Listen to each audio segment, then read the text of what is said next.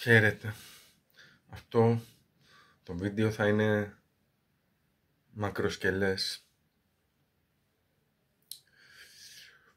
διότι θέλω να πω κάποια πράγματα σχετικά με την κατάσταση που αντιμετωπίζουμε ως ανθρωπότητα τώρα, αλλά και ό,τι συνέβη στο παρελθόν, το οποίο οδήγησε την κατάσταση στο σημείο που βρισκόμαστε. Και θέλω να το συνδέσω αυτό με τη βαθύτερη αιτία αυτή της κατάστασης, που έχει να κάνει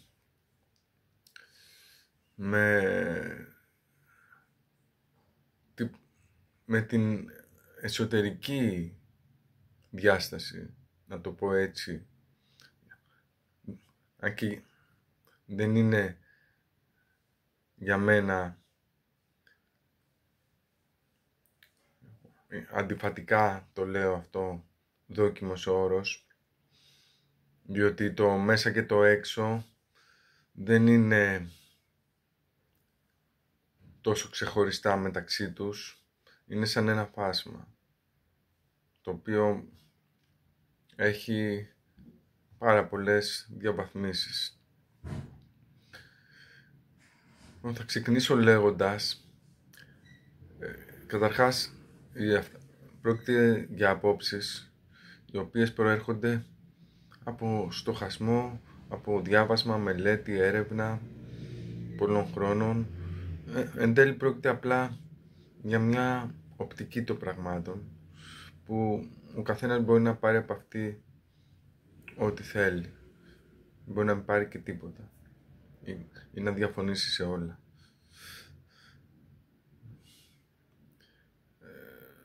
Προφανώς αυτά τα βίντεο έχουν ένα πληροφοριακό χαρακτήρα, δηλαδή δεν έχω την ψευδαίσθηση ότι μπορώ να ουσιαστικά μέσα από ένα τέτοιο βίντεο όχι απλά να βοηθήσω κάποιον να καταλάβει καλύτερα, αλλά να τον οθήσω να ψαχτεί και να αναρωτηθεί και να προβληματιστεί ο ίδιος. Αν αυτό συμβεί έστω και για έναν, βέβαια, αυτό από μόνο του είναι για μένα ένα επίτευγμα. Λοιπόν, θέλω να με συγχωρέσετε για το ότι όλα αυτά που θα λέω είναι πράγματα τα οποία εσάς μπορεί να σας φαίνονται παράξενα, όμως εγώ θέλω να τα λέω με τη λογική ότι έχουμε κοινά σημεία, κοινούς τόπους στην οπτική μας. Και για λόγους ευκολίας στο λόγο μου θα χρησιμοποιώ εκφράσεις που μπορεί να σας φαίνονται απόλυτες. Δηλαδή αντί να πω θεωρώ ή ότι νομίζω ότι κάτι είναι έτσι, τα λέω, δεν θα το παραλείπω το ρήμα θεωρώ ή νομίζω και θα λέω ότι αυτό είναι έτσι.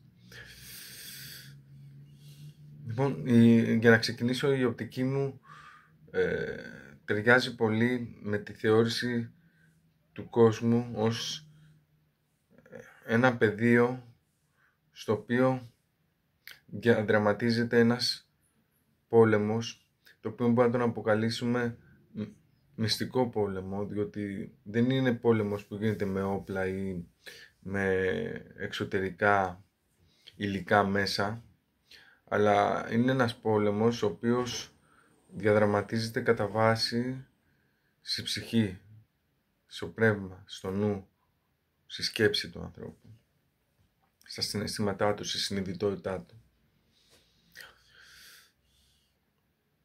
Και μπορεί να πει κανείς ότι σε αυτό το πόλεμο υπάρχει ένα φάσμα, στο οποίο φάσμα, στη μία άκρη του μπορούμε να πούμε ότι είναι το καλό, στην άλλη μπορούμε να πούμε ότι είναι το κακό. Όλοι συμμετέχουμε σε αυτό το πόλεμο με τον έναν ή με τον άλλο τρόπο. Ίσως αμφιταλαντευόμαστε κάπου στη μέση του φάσματος ανάμεσα στο συν και το πλην. Κάποιοι είναι ταγμένοι σχεδόν ολοκληρωτικά, γιατί τίποτα δεν είναι απόλυτο, γι' αυτό λέω σχεδόν, στο κακό, το πούμε έτσι, σε εισαγωγικά στο σκοτάδι. Κάποιοι άλλοι είναι ταγμένοι στο φως, συνειδητά, είναι λίγοι στο καλό. Αυτό που για μένα χαρακτηρίζει, να πούμε έτσι, τη φωτεινή παράταξη, την καλή παράταξη σε αυτό το πόλεμο, είναι η αντίληψη και αυτή η κατάσταση της αγάπης. Συνδέω πολύ την αγάπη με την αλήθεια. Δηλαδή θεωρώ ότι η αλήθεια είναι κάτι το οποίο μας εισάγει σε μια κατάσταση η οποία μπορεί να ονομαστεί αγάπη. Δηλαδή δεν θεωρώ ότι κάποιος πλησιάζει στην αλήθεια δίχως να βρίσκεται σε μια τέτοια κατάσταση, που η οποία πάλι αυτό έχει διαβαθμίσει. Δεν υπάρχει αγάπη και μια αγάπη, υπάρχει μια πορεία προς εκεί, όπως και για συνώνυμα η παραπλήσια της αγάπης, όπως είναι η στοργή, όπως είναι η φιλία, όπως είναι ο έρωτας, όπως είναι η έγνοια για τον άλλον.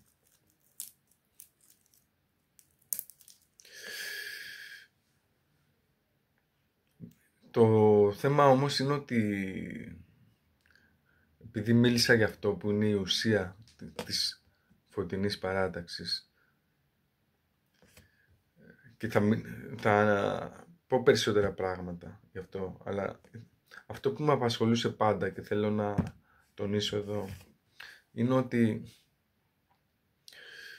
δεν υπάρχει ένα manual, ένα εγχειρίδιο, δεν υπάρχει κάποιος ο οποίος να μπορεί να μας ενημερώσει, να μας διδάξει για το πώς θα φτάσουμε στην αγάπη, πώς θα φτάσουμε στην αλήθεια. Υπάρχουν νήξεις, υπενιγμοί, αλλά δεν υπάρχει ένας χάρτης, μια σαφή οδηγία, ξεκάθαρη οδηγία για το πώς πάμε εκεί πέρα. Υπάρχουν παραδόσεις, υπάρχουν φιλοσοφίες, υπάρχουν 1002 πράγματα, όμως δεν είναι τίποτα ξεκάθαρο, και αυτό πρόκειται για κάτι σε εισαγωγικά προσωπικό. Λέω σε εισαγωγικά προσωπικό, διότι αυτό που αποκαλούμε πρόσωπο είναι μια συνάρτηση του γύρω του περιβάλλοντος του. Δηλαδή αυτό που μας περιβάλλει μας καθορίζει σε πολύ μεγάλο βαθμό, χωρίς αυτό να σημαίνει ότι ακυρώνεται η προσωπική, η ελεύθερη βούληση του καθενός και η ευθύνη. Δηλαδή, μπορεί εμένα το περιβάλλον μου να με οθεί να κάνω άσχημες πράξεις, αλλά αν εγώ προβώ όντως σε άσχημες πράξεις, η ευθύνη βαραίνει εμένα. Θα μπορούσα με οποιοδήποτε τίμημα να αντισταθώ. Και ένα κλασικό παράδειγμα είναι αυτό που συμβαίνει στο Ισραήλ, όπου εκεί οι άνθρωποι μεγαλώνουν σε ένα περιβάλλον το οποίο τους σωθεί ουσιαστικά, αν όχι να προβούν οι ίδιοι στις πράξεις αυτές, οι οποίες βλέπουμε πλέον τι συμβαίνει στη Παλαιστίνη, μιλάμε για γενοκτονία, να συμμετέχουν οι ίδιοι δια της σιωπής τους, δια της απάθειάς τους, διότι βλέπουν κάτι να συμβαίνει, ένα έγκλημα συμβαίνει και δεν κάνουν κάτι για να το σταματήσουν έχουν ευθύνη, διότι η κυβέρνηση σε αυτούς απαντάει. Και αντίστοιχα αυτό ισχύει για όλες τις χώρες, και οπουδήποτε συμβαίνει κάτι άσχημο είναι εμείς οι πολίτες μας που έχουμε την ευθύνη για οτιδήποτε άσχημο συμβαίνει, όχι η κυβέρνηση.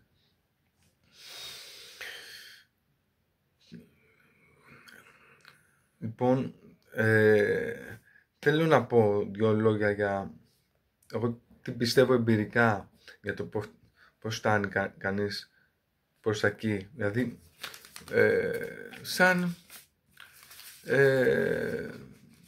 σαν συμβουλή, να το πω έτσι, χρειάζεται αφαίρεση, με την έννοια ότι έχουμε πολλά, δηλαδή θεωρώ αυτό τώρα, όπως είπα και πριν, είναι δικιά μου. Προφανώς ο άνθρωπος έχει το yin και το yang, όλα στη φύση. Υπάρχει αυτό που λέμε διαδικότητα, ότι υπάρχει το φως και το σκοτάδι. Και ο άνθρωπος όντως, ο άνθρωπος έχει μέσα του σκοτεινές παρορμήσεις. Έχει ένσικτα τα οποία, για παράδειγμα το ένσικτο της επιβολής, η φιλοδοξία του να κυριαρχήσουμε, η θέληση για δύναμη. Και αντιστοίχως έχει και τη τάση για συνεργασία, την συμπόνια. Έχει και από την άλλη πλευρά, μπορούμε να πούμε έτσι, ένσικτα τα οποία καταλήγουν συνενότητα. Είναι αυτό που λέγει ο Εμπεδοκλής Φιλότης και Νίκος. Η μεν φιλοδοξία για δύναμη μπορεί να καταλήξει στη διάσπαση και η συνεργασία να καταλήξει στην ενότητα, στην αγάπη. Είναι επιλογή του ανθρώπου, όπως είπα και πριν, αν το σκοτάδι αυτό πάντα θα υπάρχει. Δεν είναι ότι όσοι λειτουργούν και ζουν με την ψευδαίσθηση ότι είναι μόνο φως και αγάπη,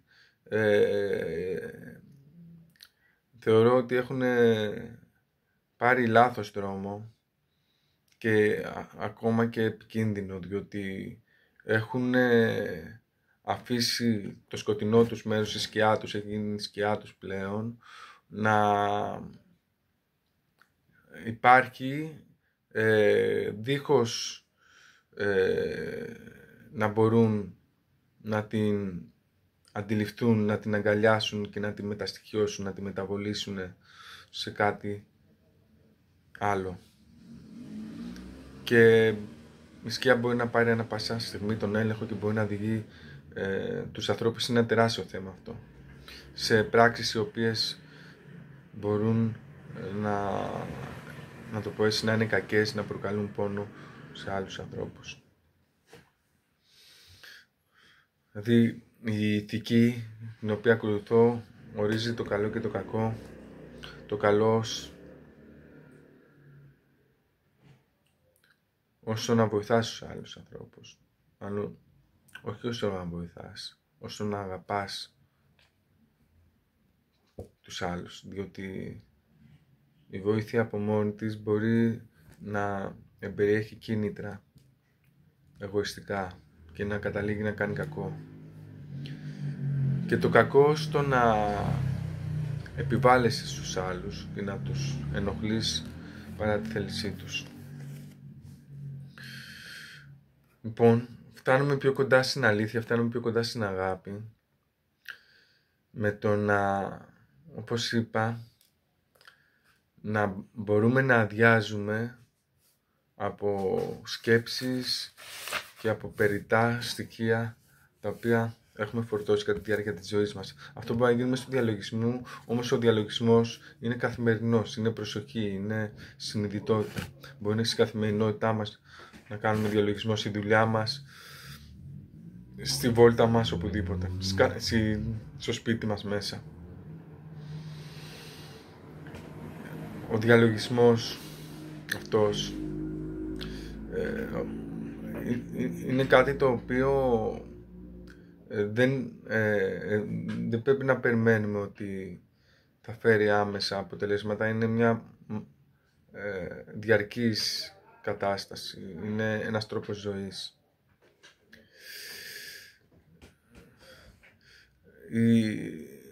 Η ευαισθησία του ανθρώπου, για παράδειγμα, βλέπεις ένα ζώο το οποίο έχει χτυπήσει, είναι έτοιμο θάνατο. Κάτι νιώθεις εκείνη τη στιγμή και θέλεις να το βοηθήσεις. Αυτό είναι η ουσία της ύπαρξής μας. Η αγάπη είναι η ουσία της ύπαρξής μας. Δεν είναι κάτι το οποίο πρέπει να αποκτήσουμε ή να μάθουμε ή να διδαχτούμε. Είναι κάτι το οποίο πρέπει να θυμηθούμε. Και εξού η αλήθεια σημαίνει αλφα, παύλα, λύθη, σημαίνει ενθύμηση, σημαίνει μνημοσύνη. Σημαίνει να θυμηθούμε αυτό που αληθινά είμαστε. Και νιώθω ότι είναι η βαθύτερη κατάσταση ύπαρξής μας αυτή. Και όχι, δηλαδή το κακό είναι μέρος της ύπαρξής μας, αλλά δεν είναι το βαθύτερο. Και γιατί το λέω αυτό? Μπορεί να πει κανείς ότι αυτό είναι υποκειμενικό, είναι σχετικό. Ναι, όπως είπα και στην αρχή, όλα αυτά είναι απόψεις μου. Αλλά να εξηγήσω γιατί το θεωρώ αυτό. Είναι εμπειρικό. Διότι έχοντας βιώσει και το σκοτάδι μου, αλλά και αυτή την κατάσταση του έρωτα, της αγάπης, συγκρίνοντας αυτά τα δύο, η εμπειρία της αγάπης είναι πολύ πιο δυνατή. Είναι συγκλονιστικά δυνατή. Είναι αναγεννητική. Νιώθεις ότι είσαι πιο κοντά στην αλήθεια σου, σε αυτό που είσαι πραγματικά όταν αγαπάς. Νιώθεις ότι είσαι σπίτι, ότι είσαι αυτός που πραγματικά είσαι.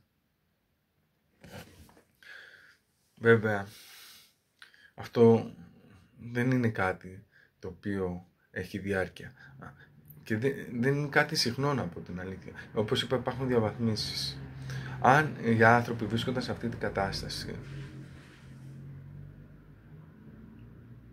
δεν λέω στο 100%, να βρίσκονταν στο 30%, στο 40%, αλλά με μια διάρκεια, πραγματικά ο κόσμος θα είναι τελείως διαφορετικός. Πριν πω κάποια άλλα πράγματα που έχουν να κάνουν με αυτή την κατάσταση της αγάπης, που είναι η βαθύτερη μας αλήθεια, και μπορεί να πει κανείς ότι είναι στο μυστικό πόλεμο, είναι αυτή η δύναμη η οποία προσπαθεί να επηρεάσει και εμάς τους ανθρώπους, αλλά και οποιοδήποτε άλλο υπάρχει στο σύμπαν, να στραφεί προς τα εκεί. Διότι ο μυστικός αυτός πόλεμος δεν έχει να κάνει μόνο με το δικό μας πεδίο, μόνο με τη δικιά μας διάσταση. Εδώ να πω ότι ο τρόπος που αντιλαμβάνομαι τον κόσμο,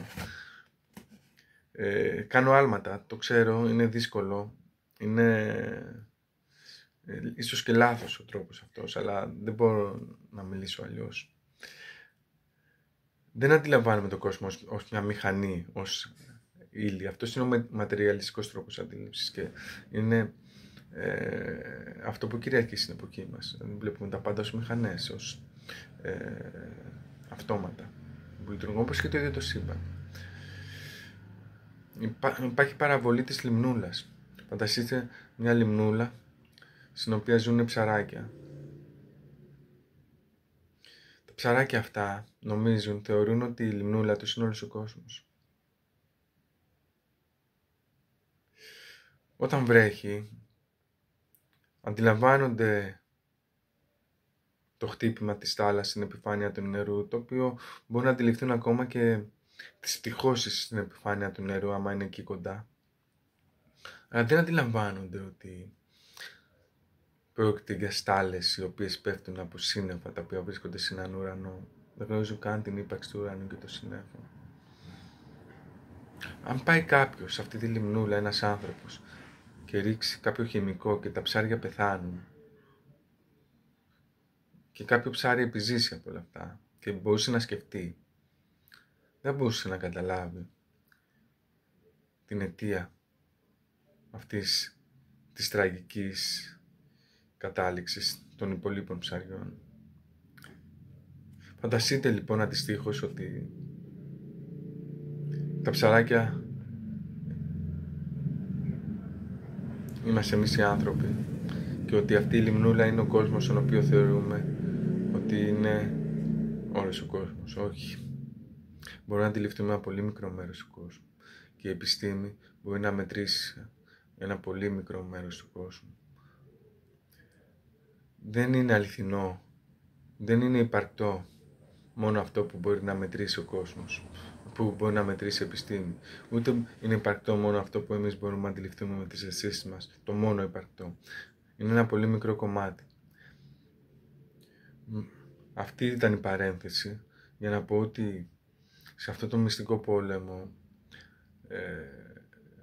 ο μυστικός πόλεμος αυτός δεν περιορίζεται μόνο στη δικιά μας διάσταση.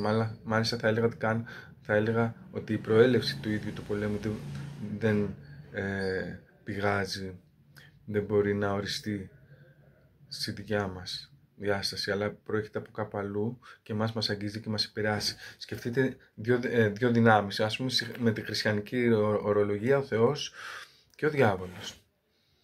Η κάθε μία από αυτές τις δυνάμεις προσπαθεί να επηρεάσει τους ανθρώπους να στραφούν προς μια κατεύθυνση. Φανταστείτε το κάπως έτσι.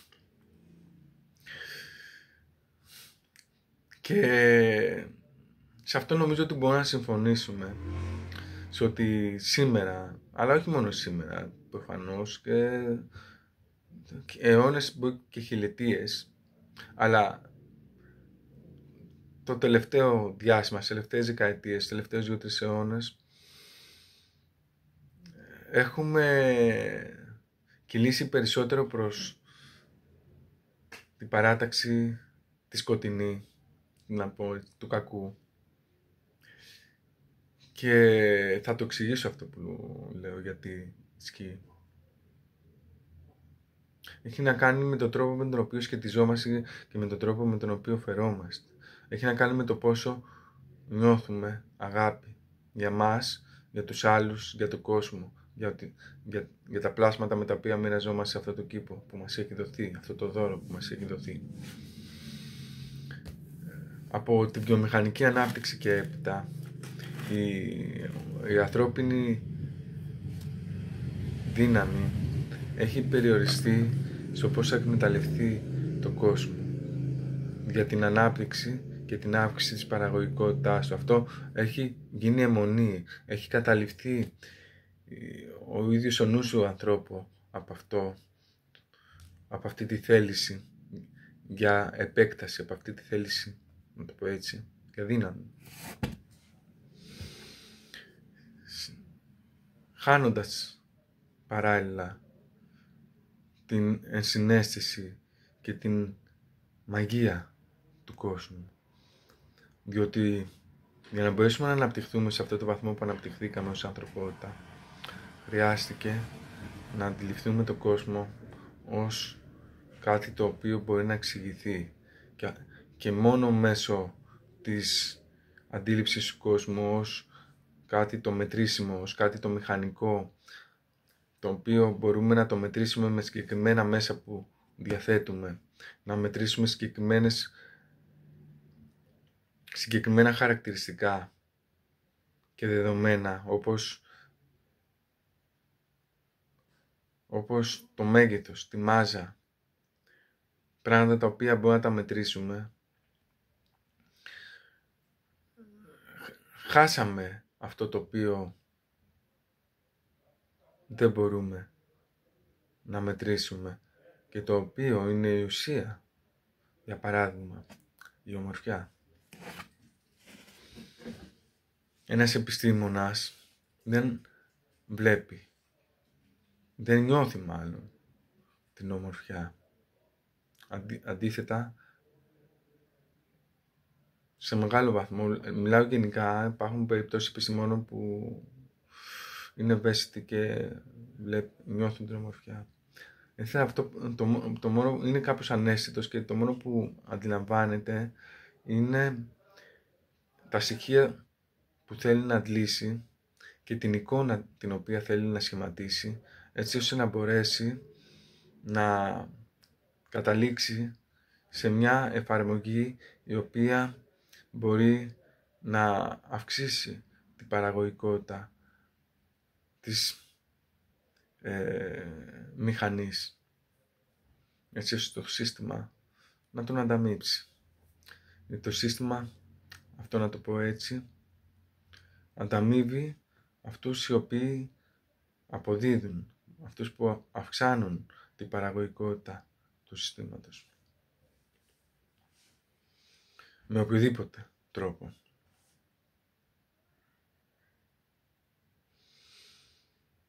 Και ο κίνδυνος πλέον, γιατί πριν από 200 χρόνια ο κίνδυνος ήταν ενός μεγέθους. Ο κίνδυνος ο υπαρξιακός εννοώ, όχι ο κίνδυνος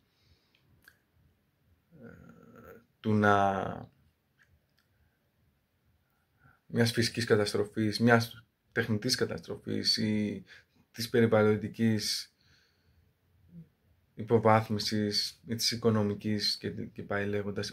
Αντίθετα, όλη αυτή η βιομηχανοποίηση έχει υπήρξει ο βασικός παράγοντας της αύξησης του ανθρώπινου πληθυσμού. Ο κίνδυνος δεν έχει να κάνει με την επιβίωση του ανθρώπου. Έχει να κάνει, όπως έχω ξαναπεί σε άλλο βίντεο, έχει να κάνει με την ουσία, αυτό που μας κάνει ανθρώπους. Έχει να κάνει ο κίνδυνος με το ότι πάμε να χάσουμε την υπόστασή μας, αυτό που μας κάνει ανθρώπους. Πάμε να γίνουμε ρομπότ, πάμε να γίνουμε μηχανές. Και εδώ καταλήγουμε στον 21ο αιώνα, στη ψηφιακή τεχνολογία και στη τεχνητή νοημοσύνη και στο post-humanist. Είμαστε ακόμα σε ξεκινήματα βέβαια. Αλλά το post-humanist τι υπόσχεται στον άνθρωπο? Υπόσχεται ένα τεχνολογικό παράδεισο. Υπόσχεται μια αθανασία. Εφόσον ο άνθρωπος θα έχει απολέσει το ίδιο του το σώμα. Θα έχει γίνει μέρος της μηχανής. Θα έχει συζευτεί. Θα έχει συνδεθεί σε ένα σώμα ψηφιακό. Και υπάρχουν άνθρωποι, ενώ υπάρχουν στην οικονομική σφαίρα, υπάρχουν πολλοί όπως ο Elon Musk, όπως ο Sam Altman και όσοι ασχολούνται με το τομέα αυτό στις ψηφιακές τεχνολογίες τεχνητής νοημοσύνης, οι οποίοι υποστηρίζουν. Βέβαια, να πω ότι ο Elon Musk έχει μιλήσει για τους κινδύνους που κάτι τέτοιο προϋποθέτει, αλλά υποστηρίζουν ουσιαστικά την μετάβαση αυτή, στο post-humanism. Και αντιστοίχως και πολλοί άνθρωποι πλέον το θεωρούν αναπόφευκτο θα συμβεί αυτό. Ο κίνδυνος, όπως καταλαβαίνετε, σε μια τέτοια περίπτωση είναι το να χάσουμε αυτό που μας κάνει ανθρώπους, να γίνουμε ρομπότ. Θα υπάρχουμε για πάντα, αλλά όχι ως άνθρωποι. Να χάσουμε την ύπαρξή μας. Και όπως είπα, η αντίληψη, η ματαιριαλιστική μας έχει οδηγήσει ως εδώ. Διότι όταν βλέπεις τον άνθρωπο ως μια μηχανή, τότε γιατί να μην τον κάνεις update? Γιατί να μην τον κάνεις με ρομποτικά μέλη, να μην πεθαίνει? Μια μηχανή με το δικό μας σώμα είναι φθαρτή, μπορεί να πει κάποιος. έχει περιορισμένο χρόνο ζωής. Άμα όμως του αλλάξεις το μηχανισμό ή κάνεις update και το software, τότε μπορεί να ζήσει πολύ περισσότερο και να έχει και αυξημένες δυνατότητες και ικανότητες. Μπορεί να έχει αυξημένη διανοητική ικανότητα, να κάνει υπολογισμούς, να σκέφτεται τύπου όπως η τεχνητή νοημοσύνη που κάνεις υπολογισμούς περίπλοκους σε κλάσμα δευτερολέπτου. Καταλαβαίνετε, προς εκεί πάμε. Και ποιος είναι ο κίνδυνος. Αυτό, για να το συνδέσω με τα προηγούμενα, είναι η κατεύθυνση στην οποία μας σωθεί η σκοτεινή παράταξη, η σκοτεινή δύναμη. Η αντίθετη, η φωτεινή παράταξη του καλού μας σωθεί σε μια άλλη κατεύθυνση που έχει να κάνει με το να νιώσουμε τη μαγεία και την ιερότητα της ζωής και του κόσμου και να προσπαθήσουμε να ζήσουμε αρμονικά με ό,τι μας έχει δοθεί, με τα υπόλοιπα πλάσματα. Έχει μεγάλη σημασία αυτό για μένα και για όποιον άνθρωπο είναι ευαίσθητος όσον αφορά τη σχέση μας με το γύρο μας. Διότι η οικολογική, σε εισαγωγικά πάντα, κρίση οξύνεται όλο ένα και περισσότερο. Και η τεχνητή νοημοσύνη δεν είναι αθώα. Χρειάζεται τεράστιες ποσότητες ενέργειας για να λειτουργήσει. Και όσο αυτή εξελίσσεται, χρειάζεται όλο και περισσότερες. Με κάτι που συνεπάγεται, γιατί δεν υπάρχει καθαρή ενέργεια. Τα ηλιακά και οι ανεμογεννήτριες βασίζονται στις σπάνιες γέες. Άμα δείτε την οικολογική καταστροφή μιας εξόρυξης σπάνιων γεών, θα αλλάξετε γνώμη για την ελεύθερη ενέργεια. Στην Αφρική αυτό που συμβαίνει εκεί πέρα, έχουν μολυνθεί υπόγειοι υδροφόροι ορίζοντες, έχουν μολυνθεί ποτάμια, η γη ολόκληρη, έχουν καταστραφεί δάση, τεράστιες εκτάσεις. Μιλάμε για τεράστια μόλυνση και καταστροφή οικοσυστημάτων με ανυπολόγιστες συνέπειες, όχι μόνο για τη φύση, αλλά για τον ίδιο τον άνθρωπο. Γιατί οι άνθρωποι οι Αφρικανοί πώς θα ζήσουν εκεί πέρα, άμα χάσουν τα ποτάμια τους στη γη τους? Θα βασίζονται ουσιαστικά στην ανθρωπιστική βοήθεια ή στα προϊόντα τα οποία θα εισάγουν από το εξωτερικό. Δηλαδή χάνουν την αυτονομία τους οι άνθρωποι. Οι άνθρωποι ζούσαν πάντα από τα αρχαία χρόνια, από την προϊστορία, αυτόνομα, γιατί μπορούσαν να ζήσουν από τη γη τους. Τώρα το έχουν χάσει αυτό. Και υπεύθυνος είναι η Δύση. Και όταν λέω Δύση εννοώ όλο το πακέτο. Δεν εννοώ μόνο σε εταιρείες που πάνε εκεί. Εννοώ και εμάς τους ίδιους οι οποίοι χρησιμοποιούμε τεχνητή νοημοσύνη. Κανείς δεν είναι άμερος σε αυτήν.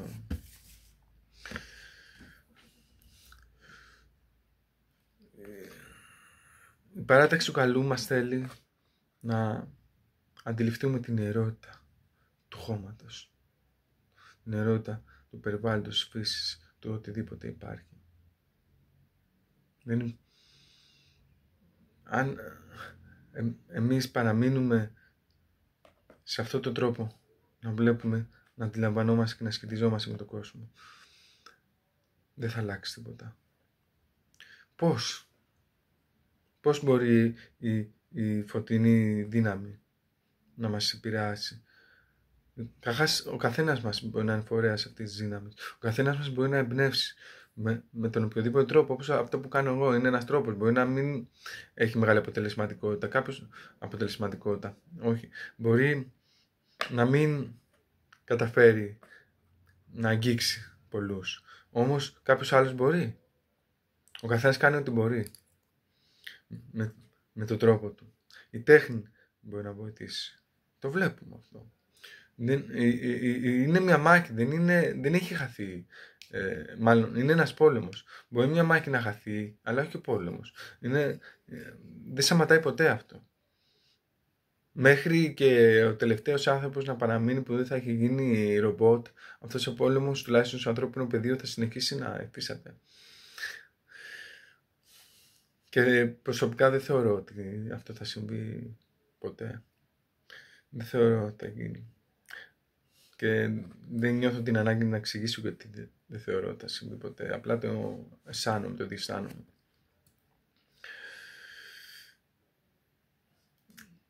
Επειδή η αλήθεια, να πω την αλήθεια, με έχει κουράσει λίγο η ομιλία μου μέχρι τώρα. Δηλαδή νιώθω διανοητικά ότι δεν μπορώ να εκφράσω όλα αυτά που θέλω να πω. Είναι πάρα πολλά.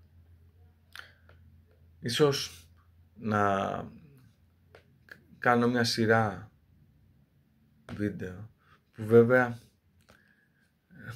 δεν υπάρχει κανένα πλάνο πίσω από όλα αυτά. Δηλαδή απλά εκφράζω τις σκέψεις μου χωρίς κάποια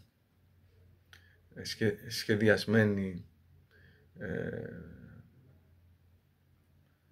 σειρά, να το πω έτσι. Και η αλήθεια είναι ότι μόνο, δηλαδή εγώ γενικά ο τρόπος που μιλάω δεν είναι συντεταγμένος. Πάω από το ένα βήμα, από το α στο β, από το β στο γ. Μπορώ να πάω από το α στο δ και από εκεί μπορώ να πάω στο ω. Και από το ω να γυρίσω πάλι στο β.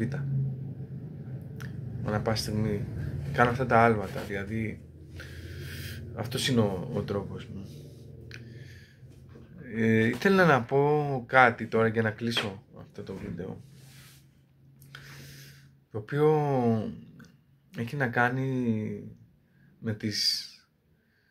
με το μυστήριο του ανθρώπου. Το μυστήριο είναι παντού, τα πάντα είναι μυστήριο, όπως είπα πριν. Θα μιλήσω για τον άνθρωπο. Έχει να κάνει με το ότι ο άνθρωπος δεν είναι απλά, έτσι όπως το βλέπω εγώ, ένα σώμα με έναν εγκέφαλο ο οποίος σκέφτεται και σας μιλάει αυτή τη στιγμή. Ότι είναι κατά βάση, να το πω λαϊκά, είναι η ψυχή.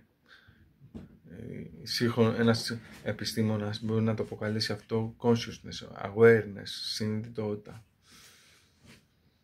επίγνωση. Αυτό δεν είναι κάτι που μπορούμε να το αγγίξουμε, να το μετρήσουμε, είναι μη υλικό. Αν πεις και ο αέρας δεν μπορεί να τον αγγίξει, υπάρχει, είναι υλικός. Αυτό, με κάποιο τρόπο μπορεί να αντιληφθεί τα μόρια, με ένα μικροσκόπιο ίσως, δεν ξέρω με ποιον τρόπο. Τουλάχιστον έτσι υποστηρίζουν οι επιστήμονες. Αλλά αυτό που αποκαλούμε ψυχή δεν μπορείς. Μπορούμε να πούμε ότι ο εγκέφαλος είναι μια κεραία. Η ψυχή είναι το σήμα που λαμβάνει η κεραία. Αλλά το ραδιόφωνο για να λειτουργήσει χρειάζεται ενέργεια, χρειάζεται ηλεκτρισμό. Ο ηλεκτρισμός αυτός είναι η ενέργεια του ανθρώπου. Ο Βίλχεμ Ράιχ την αποκαλούσε αυτή την ενέργεια οργόνη. Οι Ινδοί την αποκαλούν πράνα, η Συνατολή, ή την αποκαλούν τσι, οι Κινέζοι, κι, τσι. Βιοενέργεια άλλοι την αποκαλούν. Έχει πολλά ονόματα, ας πούμε στην αρχαία Αίγυπτο είχαν άλλο όνομα, στην αρχαία Ελλάδα είχαν το Ιχόρ, είχαν τον Εθέρα. Γιατί αυτή η ενέργεια δεν περιορίζεται μόνο στον άνθρωπο, είναι παντού γύρω μας. Αυτή η ενέργεια, για παράδειγμα η σεξουαλική ενέργεια, είναι μια έκφραση αυτής της ενέργειας. Αυτή η ενέργεια έχει ένα ρόλο, όπως και το ίδιο το σώμα έχει ένα ρόλο, το νευρικό σύστημα του ανθρώπου έχει ένα ρόλο και τα τραύματα του ανθρώπου τα οποία αποθηκεύονται ως αγκυλώσεις στο νευρικό σύστημα. Δηλαδή, για παράδειγμα, υπάρχουν σημεία που αποθηκεύεται κορτιζόλη με το πέρασμα του χρόνου, όταν έχεις πολύ άγχος. Η ενέργεια αυτή αλληλεπιδράει με το σώμα και με το νευρικό σύστημα ιδιαιτέρως και μπορεί από μόνη της να ξεμπλοκάρει και να απελευθερώσει αυτό το κατακάθι, να το πω έτσι. Είναι ένα κατακάθι ενεργειακό, ένα κατακάθι συναισθηματικό, ένα κατακάθι ορμονών. Αυτό, όταν γίνεται αυτή η απελευθέρωση, ο άνθρωπος νιώθει, βέβαια μπορεί ο κάθε άνθρωπος να το βιώσει κάπως διαφορετικά. Εγώ θα μιλήσω για ένα προσωπικό βίωμα αυτό. Καταρχάς μπορεί να το νιώσεις ευχάριστα. Δηλαδή να νιώσεις μια ειδονική ενέργεια να διαπερνάει το σώμα σου. Αλλά μπορεί να έχεις και σπασμούς, να έχεις τρέμουλα, να έχεις... εκεί γίνεται μια αναδιαμόρφωση στο νευρικό σύστημα, καθώς απελευθερώνει όλες αυτές τις ορμόνες και τα κατακάθια που ανέφερα. Πώς προκαλείται αυτό, πώς μπορεί κάποιος να το πετύχει αυτό. Μπορεί να το πετύχει μέσω ψυχοθεραπείας. Είναι πολλοί τρόποι. Η ψυχοθεραπεία μπορεί να μας οδηγήσει, γιατί όλα αυτά είναι συναισθηματικά κατάλοιπα και τέλος πάντων είναι ψυχικά κατάλοιπα. Μπορεί ένας έρωτας, μπορεί το σεξ το ίδιο, μπορεί μια ιδιαίτερη στιγμή, γιατί το σεξ μπορεί να είναι υπερβατικό. Αυτή η ενέργεια, ιδίως αν το σεξ, βέβαια αυτό τώρα πάμε σε άλλο, είναι τεράστιο θέμα από μόνο του. Δυστυχώς έτσι έχουμε διαστρεβλώσει τη σεξουαλικότητά μας. Αλλά άμα τύχει σε κάποιους ανθρώπους να μην έχει διαστρεβλωθεί τόσο πολύ σεξουαλικότητα και συντονιστούν οι δύο άνθρωποι μεταξύ τους, αλλά ακόμα και μέσω της αυτοικανοποίησης και μόνος μπορεί κάποιος να το πετύχει θεωρητικά αυτό, μπορεί αυτή η ενέργεια η σεξουαλική ενέργεια να ανέβει, να το πω έτσι, να αναδυθεί στο ενεργειακό μας σώμα, αλλά και στο ίδιο μας το σώμα, και να καθαρίσει τα κατακάθια, να το πω έτσι. Οι Ινδοί μιλάνε για τη τάντρα και μιλάνε για την κουνταλίνη, την ενέργεια την κουνταλίνη. Υπάρχει κουνταλίνη γιόγκα, η οποία είναι μια ενέργεια η οποία λένε ότι υπάρχει στη βάση της σπονδυλικής μας ύλη, και είναι το κατώτερο τσάκρα, το ενεργειακό κέντρο, η οποία όταν ανεβαίνει αυτή κάνει το ίδιο πράγμα, καθαρίζει τα ενεργειακά κέντρα.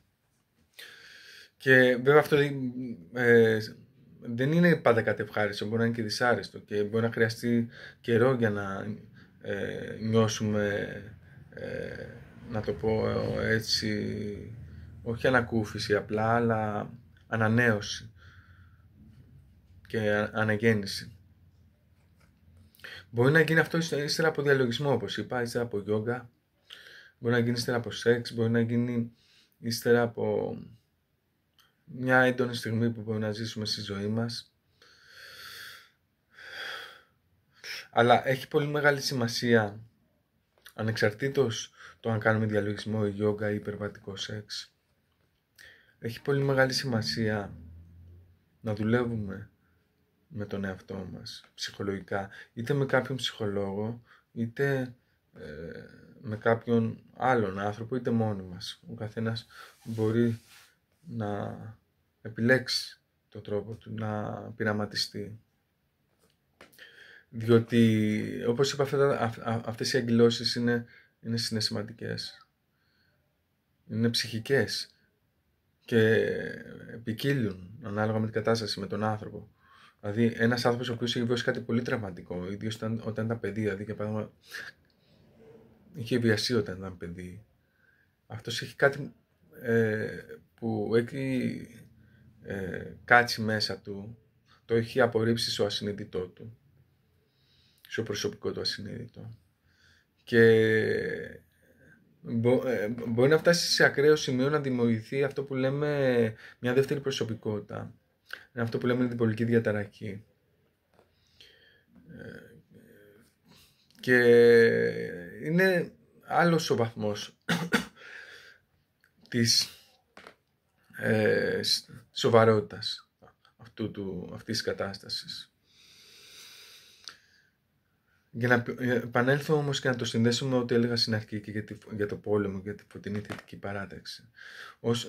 Ένας άνθρωπος μπορεί να έχει τις καλύτερες προθέσεις, αλλά αν έχει πολλά κατακάθια ενεργειακά, δυσκολεύεται, δηλαδή, ή αν δεν έχει δουλέψει με τη σκιά του, βιώνει πολλές αντιφάσεις και βιώνει πολλές φορές εκρήξεις και πράγματα τα οποία τον δυσαρεστούν, γιατί ας πούμε μέσα από τη σκιά μας προβάλλουμε όλα αυτά που έχουμε καταπιέσει στους άλλους, ή μπορεί να εκτρέπονται όλα αυτά σε πράξεις τις οποίες μας αφήνουν έκπληκτους. Για παράδειγμα, όταν καταπιέζουμε ένα πολύ κλασικό, τη σεξουαλική μας ενέργεια, όλο αυτό μπορεί να μας καταλήγει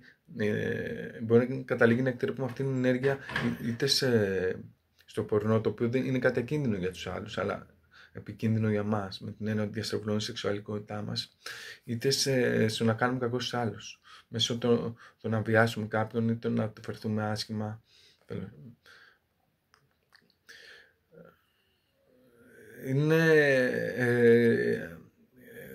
Αυτό που θέλω να πω είναι ότι υπάρχει και η εσωτερική μάχη μέσα μας. Δεν είναι απλά μια απόφαση που τελεία και παύλα είμαι καλός. Αυτό είναι μια ψευδαίσθηση. Αλλά είναι παγίδα, στην οποία πέφτουν πολλοί. Ιδίως στα πνευματικά κινήματα, στο New Age και σε όλα αυτά, που θεωρούν ότι όλα είναι ωραία και καλά, όλα είναι λουλούδια και φως και αγάπη κλπ. Και έτσι ξεχνάνε και τη σκοτεινή τους πλευρά. Δηλαδή, θα πρέπει να το αποδεχτούμε αυτό. Είναι η μαγική λέξη, η μυστική λέξη είναι αποδοχή.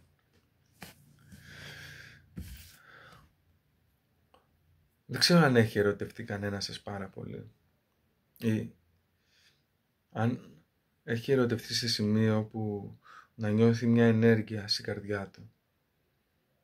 Να νιώθει μια ενέργεια στην καρδιά του, όχι στιγμιαία, αλλά με διάρκεια. Και μια εφορία, μια ενέργεια, δηλαδή να νιώθει ότι δεν κουράζεται, ότι μια αισιοδοξία ότι μπορεί να κάνει πολλά πράγματα, να μην φοβάται πλέον, να είναι πολύ πιο θετικός, να το πω έτσι, και να ανοίγεται στους άλλους, να πω το κλασικό, το κλισέ, να νιώσεις ότι αγαπάς όλο τον κόσμο. Κάποιος που ασχολείται με τη γιόγκα, την κουνταλίνη γιόγκα, μπορεί να πει ότι αυτός ο άνθρωπος έχει ενεργοποιήσει το τσάκρα της καρδιάς, το ενεργειακό κέντρο της καρδιάς. Είναι μεγάλη συζήτηση αυτή. Σε ένα επόμενο βίντεο θα ήθελα να μιλήσω γι' αυτό. Έχουν πάει ήδη 50 λεπτά.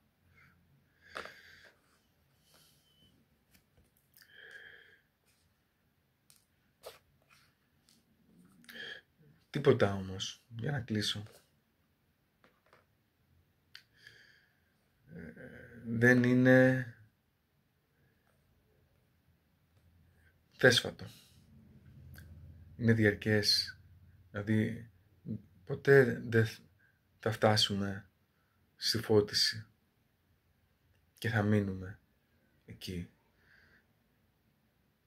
Η φώτιση μπορεί να είναι στιγμιαία.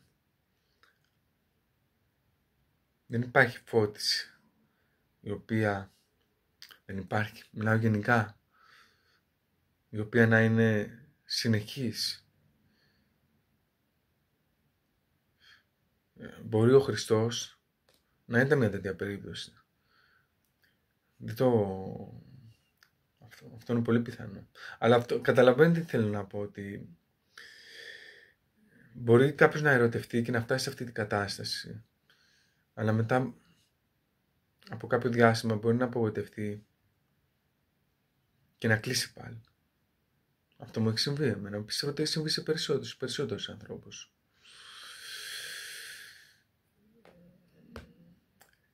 Κι όμως, είναι μια κατάσταση, αυτή η κατάσταση της αγάπης, η οποία είναι πιο κοντά στην αλήθεια, στην οποία προφανώς είναι κάτι το οποίο μπορεί να συμβεί με διάφορους τρόπους, όπως είπα. Αλλά είναι κάτι το οποίο μπορεί να το καλλιεργήσει ο καθένας ακόμα και μόνος του. Μπορεί ο καθένας μόνος του να φτάσει να ανοίξει αυτό το τσάκρα, το ενεργειακό κέντρο. Να το πω έτσι ενεργειακά, γιατί ουσιαστικά το τσάκρα δεν είναι παρά μια έκφραση, η ενέργεια δεν είναι παρά μια έκφραση της ψυχής. Να ανοίξει την ψυχή του και να αγαπήσει τον κόσμο. Να αγαπήσει τον εαυτό του, να αγαπήσει τους άλλους ανθρώπους γύρω του. Δεν υπάρχει μια μαγική συνταγή, όπως έχω πει. Υπάρχουν βοηθήματα, υπάρχουν κόλπα, υπάρχουν πάρα πολλά που μπορεί να ακολουθήσει καθένας, όπως προανέφερα πριν για το ξεπλοκάρισμα της ενέργειας, το να είμαστε ανοιχτοί, το να δουλέψουμε με τη σκιά μας, με τους φόβους μας, με τα ανικανοποίητά μας, όλα αυτά. Αλλά είναι κάτι το οποίο ο καθένας από μόνος του το εξερευνάει. Και είναι κάτι που το λέει και ο Κρισμούρτη αυτό. Ότι δεν θα σε πάρει κάποιος από το χέρι και θα σε κάνει καλύτερο άνθρωπο. Ότι προφανώς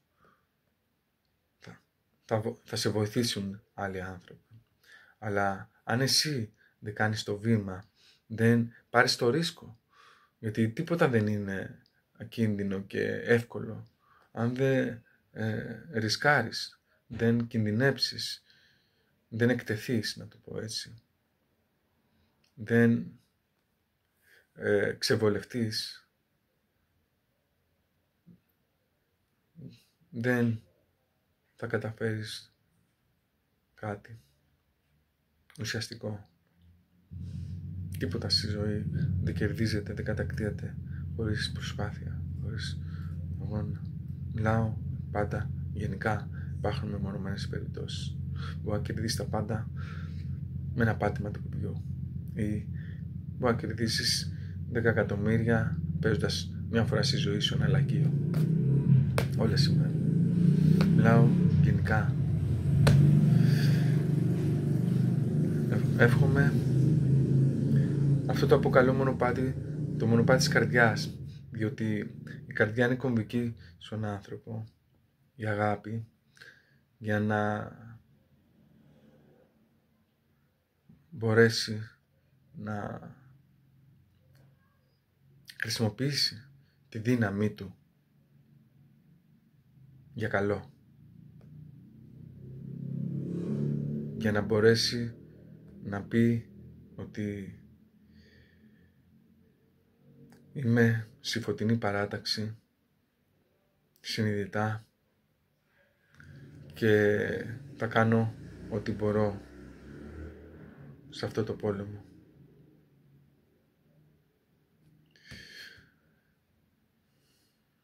Σας ευχαριστώ πολύ. Δεν ξέρω αν έχει φτάσει κανένας μέχρι εδώ, σε αυτό το σημείο, να μ' ακούσει. Όπως και να έχει. Ίσως υπάρξει συνέχεια. Διότι τα ζητήματα αυτά είναι ανεξάντλητα.